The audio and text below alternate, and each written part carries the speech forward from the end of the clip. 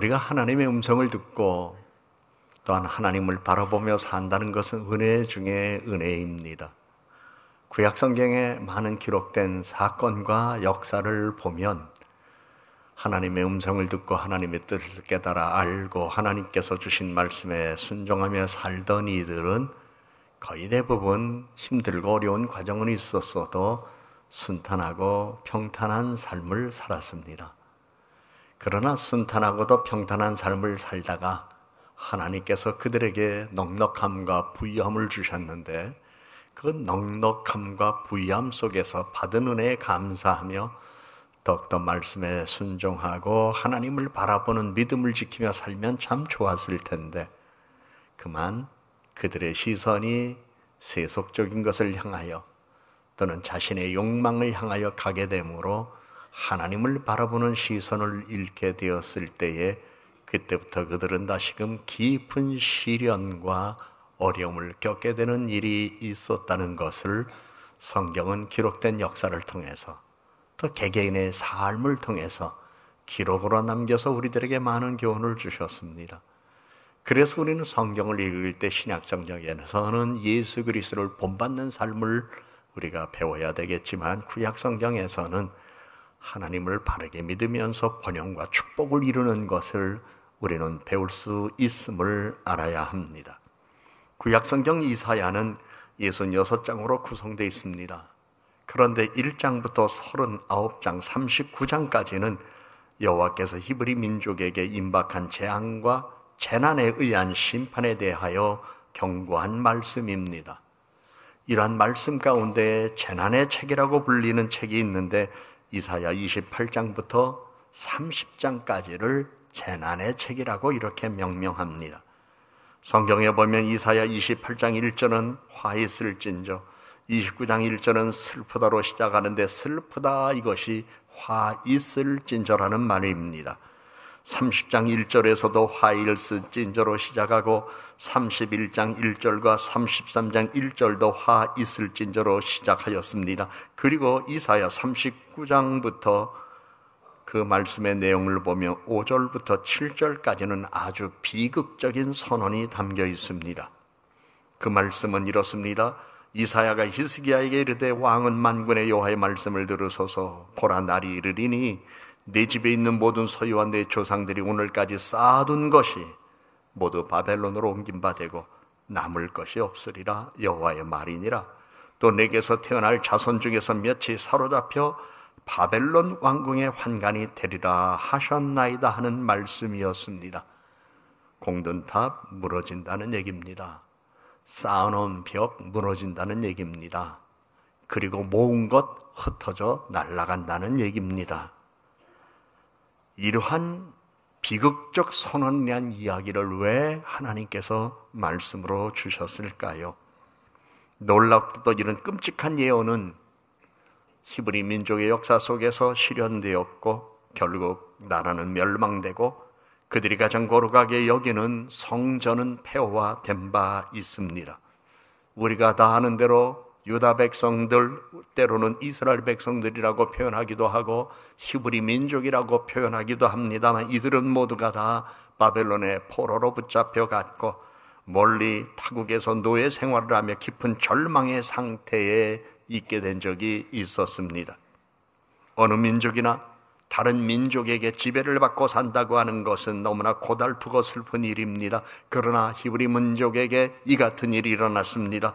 우리는 선택받은 하나님의 백성이라는 긍지는 그들에게 있었지만은 긍지를 가진 것만큼 하나님을 경외하는 신앙이 그들에게 사라져가기 시작했을 때에 그들은 다시금 고난의 역사 속에 삶을 시작할 수밖에 없었습니다. 사실 남에게 지배를 받고 산다는 것은 고달픈 것입니다. 그리고 슬픈 일입니다. 그러나 히브리 민족에게 있어서 삶이 고달픈 것보다도 신앙적 갈등이 더 컸습니다. 우리는 하나님의 백성인데 하나님이 우리를 선택했다고 그랬는데 그리고 우린 아브라함의 후손들인데 우리는 모세의 율법을 받은 사람들인데 왜 우리에게 이런 일이 생겼을까? 스스로 잘못한 것은 깨닫지 못하고 오늘 나타난 현상만을 가지고 하나님 앞에 볼멘 소리를 하는 그들이었습니다. 그들 스스로 타민족에 비하여 문화가 앞서고 사상이 앞선다고 생각했던 그들이었지만은 오히려 자기들보다도 열등하던 민족에게 지배를 받는다는 현실을 그들은 신앙적으로 참아내기가 매우 어려웠던 것이었습니다. 이러한 문화적 충돌은 결국 바벨론과 대항하게 되었지만 오히려 예루살렘이 포위당한 채 3년 5개월을 버티다가 결국 처참하게 패배하여 기원전 582년에 멸망하게 되었습니다. 전쟁의 참화로 예루살렘 성전은 초토화되었고 이때에 언약궤에 안치되었던 모세의 십계명 돌판마저 없어졌습니다. 히브리 민족으로서의 유다 백성들이 살던 국토 전체가 폐허가 되었습니다. 당시 히브리 민족의 상류층은 모두가 다 바벨론으로 붙잡혀갔습니다. 바벨론으로 붙잡혀가지 않은 사람들은 살아야 되겠기에 그것을 떠나서 제각기 주변 나라로 흩어져서 나름대로 흩어진 채 어려운 삶을 살았습니다. 그때부터 2500년간 히브리 민족은 방랑시대를 맞이하게 되었습니다. 그러나 하나님은 그들을 지켜보고 있었습니다. 그들을 바라보고 있었습니다. 그리고 역사 속에서 하나님이 개입하신 일들이 있었습니다. 히브리 민족이 절망 가운데 있었을 때에 하나님은 예언자를 통하여 그들에게 말씀하셨습니다. 야곱아 어찌하여 네가 말하며 이스라엘아 네가 이르기를 내 길은 여호와께 숨겨졌으며 내 송사는 내 하나님에게서 벗어난다 하느냐. 유다 백성이라 일컫는 히브리 민족은 사실 자신들이 범한 죄에 대하여 심판을 받으면서 여호와께서 자기들을 잊으신 것으로 느꼈으며 자기들의 필요에 대하여 무관심하신 것으로 생각했습니다. 이 같은 역사의 과정에서 보면서 오늘 우리들은 세상 살아가는 동안 성령의 조명을 받으며 죄를 깨닫는다는 것은 은혜이고 죄를 깨닫고 새로운 은혜를 덧입는 것은 축복입니다. 심각하게 심판받은 백성에게 하나님은 예언자를 통하여 말씀을 주셨고 예언자의 목소리로 그들에게 위로와 확신의 말을 주셨습니다. 하나님은 예언자에게 하나님이 택한 백성을 잊지 아니하시고 무관심하지 않으시다는 것을 전하게 하셨습니다. 하나님께서는 변함없이 백성들을 돌보고 계시다는 것 외치게 하셨습니다. 오늘도 성경에는 하나님의 위로의 메시지가 담겨 있습니다. 너희의 하나님 이르시 너희는 위로하라. 내 백성을 위로하라는 말씀입니다. 이 말씀은 옛날이나 지금이나 절망과 어두운 현실에 사는 모든 사람들과 흑암이 깊어가는 온 세상이 필요로 하는 메시지입니다. 하나님의 위로는 성경 언어에서 말로만 안심시키는 것이 아니라 나쁜 상황이 달라지도록 개입하는 것입니다. 어떤 사람이 물에 빠졌습니다. 빨리 나와, 빨리 나와. 빨리 나오라고 한다고 그 사람이 나와집니까? 나갈 수가 없어서 지금 허부적거리고 물 막으시면서 꼬르륵 꼬러가면서 들어갔다 나왔다 하는데 바깥에서 큰 소리 치면서 빨리 나와, 빨리 나와. 그러기에 내가 뭘 했어? 물에 들어가지 말라고 그랬잖아. 떠들어봐야 소용없는 거예요. 그건 헛소리예요. 그런데 그걸 보고 있는 한 사람이 뛰어들었습니다. 아무 말 하지 않았다 할지라도 그들을 끄집어내고 살려냈습니다. 그런 다음 하는 말, 물 조심하셔야지요. 헤엄을 못 치면서 왜 그것까지 가셨어요? 그때서 깨닫죠. 다음엔 절대로 물가로 안 가리라. 우리 하나님은 살려내시고 깨우쳐 주시고 새 삶을 주시는 분이십니다. 사람은 말로 해요. 그래서 빈말이 얼마나 많은지 몰라요. 허무한 말이 얼마나 많은지 몰라요. 헛된 말이 얼마나 많은지 몰라요. 거기에 빈말과 헛된 말만 있나요? 거짓말도 얼마나 많은지 몰라요. 그러나 우리 하나님은 빈말하시는 분이 아니세요. 우리 하나님은 언제나 확신의 말씀과 함께 언제나 상황이 달라지도록 개입하시는 하나님이시기 때문에 너희는 내 백성을 위로하라는 이 말씀은 하나님께서 말씀으로만 오늘 고난의 세월 속에 힘들어하는 그들을 위로한 것이 아니라 그들을 끄집어내서 자유와 번영을 구가하는 삶을 살아가도록 은혜 주시겠다는 약속의 말씀입니다. 하나님은 백성들의 마음만이 아니라 생활에 관심이 있습니다. 마음의 변화를 받고 삶의 내용이 달라지도록 인도하시는 분이십니다. 세상은 강한 사람들만이 살아남는 것 아닙니다. 강한 사람들로만 구성된 것도 아닙니다. 오히려 이 세상은 용서받을 필요가 있고 위로받을 필요가 있는 연약한 사람들로 구성되어 있기 때문에 우리 모두는 다 하나님의 위로와 인도하심을 바라봐야 합니다. 오늘의 본문의 말씀을 자세히 살펴보면 하나님은 같은 내용을 다른 표현으로 명령어로 반복하여 메시지를 주셨습니다. 1절에서 너희의 하나님이 이르시되 너희는 위로하라 내 백성을 위로하라입니다. 이르시되라고 하는 말은 사람들이 잊지 아니하도록 하나님께서 반복하여 하신 말씀입니다. 또 다른 명령어는 2절에서 너희는 예루살렘의 마음에 닿도록 말하며 그것에게 외치라. 그 노역의 때가 끝났고 그 죄악이 사함을 받았느리라입니다. 이것은 결론적인 목적을 제시합니다. 죄로 인한 대가를 치르는 그 노역의 때가 끝났다는 겁니다. 노역은 고통과 무거운 짐을 의미합니다. 그런데 이제 고통과 무거운 짐을 진 노예 상태에 있는 히브리 민족 예루살렘의 고통이 끝났다는 것입니다. 고통이 끝난 이유는 하나님께서 이제 용서하셨기 때문입니다. 하나님의 백성이 죄를 짓고 심판을 불러들였지만 이제는 그 죄악이 사함을 받았다고 선언합니다. 성경에 보면 많은 병자들이 예수님 앞에 고침을 받으러 나왔습니다.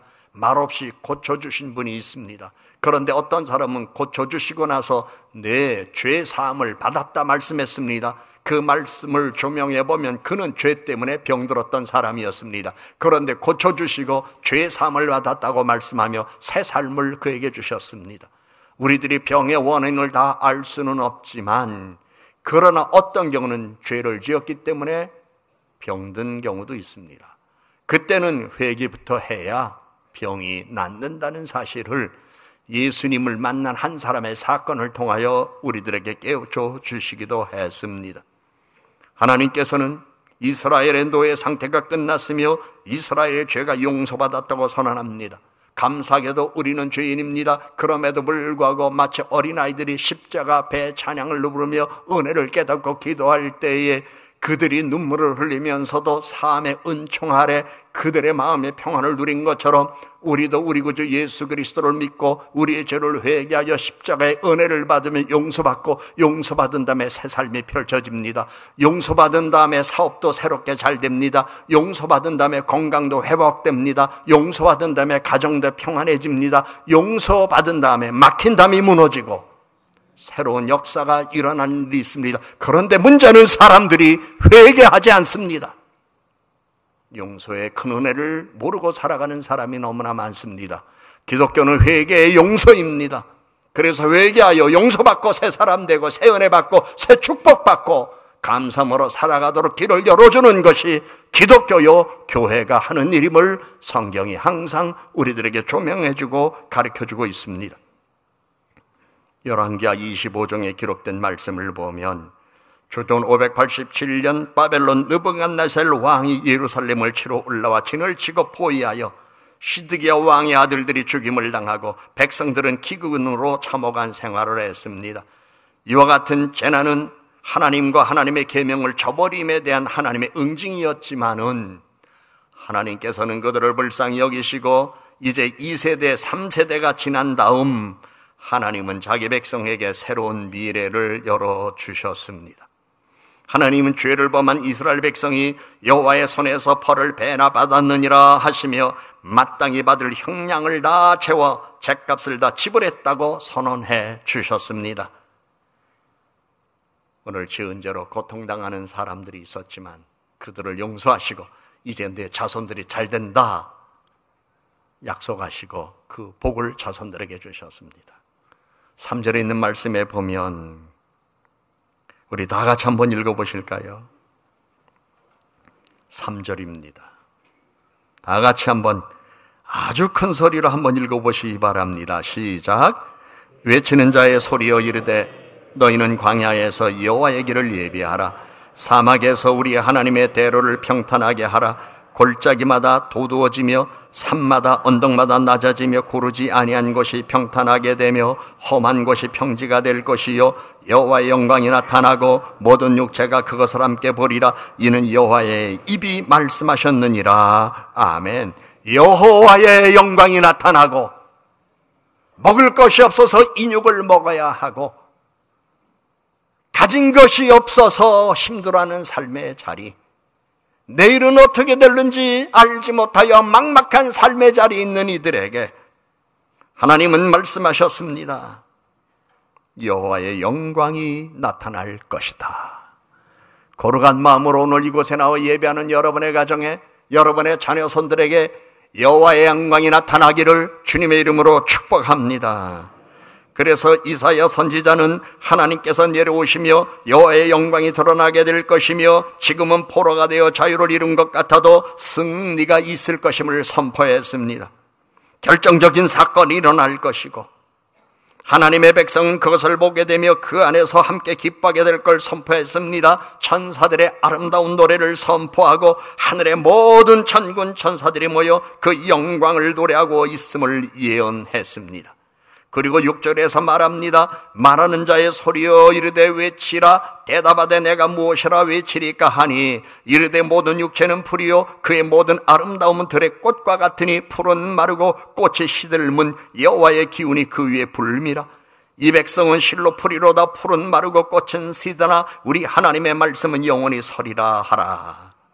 인간이든 모든 피조물, 땅에 생명을 가졌다 할지라도 이 땅에 존재하는 모든 생물과 동물과 식물은 다 풀과 같습니다. 그래서 성경은 풀은 마르고 꽃은 시드나 우리 하나님의 말씀은 영원히 서리라 말씀합니다. 그러게 오늘도 우리는 많은 세월이 흘러가고 역사의 기록을 남긴 사건들이 많이 있지만 우리 하나님께서는 영원히 변하지 않는 말씀을 우리들에게 주셔서 우리 주님 이 세상 오실 때까지 말씀에 근거하여 우리는 언제나 존재하고 있다는 것을 하나님께 감사드려야 할 것입니다. 그래서 9절에서 아름다운 소식을 시온에 전하는 자요 너는 높은 산에 오르라. 아름다운 소식을 예루살렘에 전하는 자요 너는 임소 소리를 높이라. 두려워하지 말고 소리를 높여 유다 성읍들에게 이르기를 너희 하나님을 보라 하라 말씀했습니다. 하나님이 전하신 말씀은 포로로 끌려와 있는 사람들에게 이제 자유와 번영이 기다리는 고국으로 돌아가도록 인도할 터이니 하나님의 구원을 바라보라고 한 것입니다. 하나님께서 친히 자기 백성을 포로로 붙잡혀 온 곳에서 가나안으로 데리고 가실 것을 얘기하신 것입니다.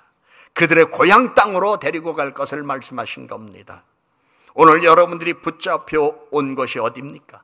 그리고 여러분이 붙잡혀 있는 것이 어디입니까? 어떤 사람은 그것이 물질이 될 수도 있습니다. 환경이 될 수도 있습니다. 육체의 질고도 될 수 있습니다. 정신적인 혼란과 그리고 삶의 방황이 오늘 여러분들이 붙잡혀온 삶의 자리일 수 있습니다. 그러나 하나님은 다시 평안의 은총이 있는 그 자리로 데리고 갈 걸 약속하십니다. 너희의 하나님을 바라보라. 하나님을 바라보는 사람에겐 은혜가 있습니다. 그런데 사람들은 하나님을 바라보지 않는 것 같아요. 재물만 바라보는 것 같아요. 사람만 바라보는 것 같아요. 그리고 허망한 자기 생각만 바라보는 것 같아요. 우리 믿음의 사람은 하나님을 바라보는 사람이어야 해요. 그 안에 길이 있습니다. 그 안에 은혜가 있습니다. 그 안에 축복이 있습니다. 그 안에 생명이 있습니다. 그래서 성경은 이사야 40장 9절 말씀에 너희의 하나님을 보라 말씀합니다. 10절의 말씀에 보면 보라 주 여호와께서 장차 강한 자로 임하실 것이요 친히 그의 팔로 다스리실 것이라. 보라 상급이 그에게 있고 보응이 그의 안에 있으며 그는 목자같이 양떼를 먹이시며 어린 양을 그 팔로 모아 품에 안으시며 젖먹이는 암컷들을 온순히 인도하시리로다 말씀합니다. 하나님을 바라보는 사람 팔로 모아 품에 안으시겠다고 약속했습니다. 젖이 나오는 가슴에 우리를 안아주셔서 입만 대고 빨리면 하면 풍성한 젖을 먹고 살진 삶을 살아갈 수 있다고 말씀해 주셨습니다.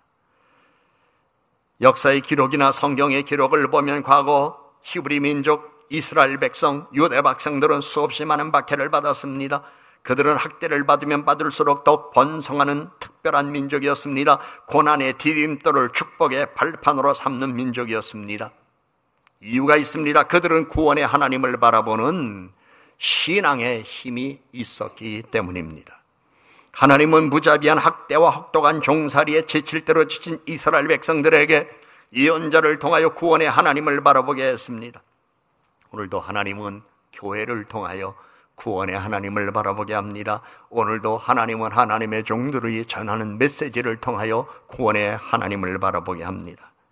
그러므로 구원의 하나님을 바라보는 이들에게 새로운 번영을 이루어 가도록 복을 주셨습니다. 여호와 백성들이 죄를 범한 후 죄로 인한 심판의 대가는 너무나 혹독했습니다. 이스라엘의 역사를 살펴보면 애굽에서 또는 바벨론의 포로가 되었을 때에 그들은 건설 현장의 노예로 학대당했습니다.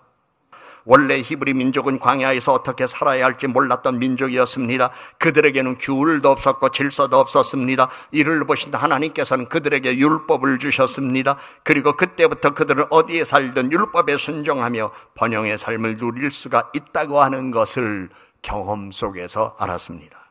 그러나 가나안 땅을 정복한 이후에 그들은 율법에 순종하기보다는 주변국들과의 조약을 믿고 물질적 부를 개척하고 축적하는 일의 미래가 보장받는 삶이라고 생각했습니다. 그러면서 솔로몬 때도 그랬죠.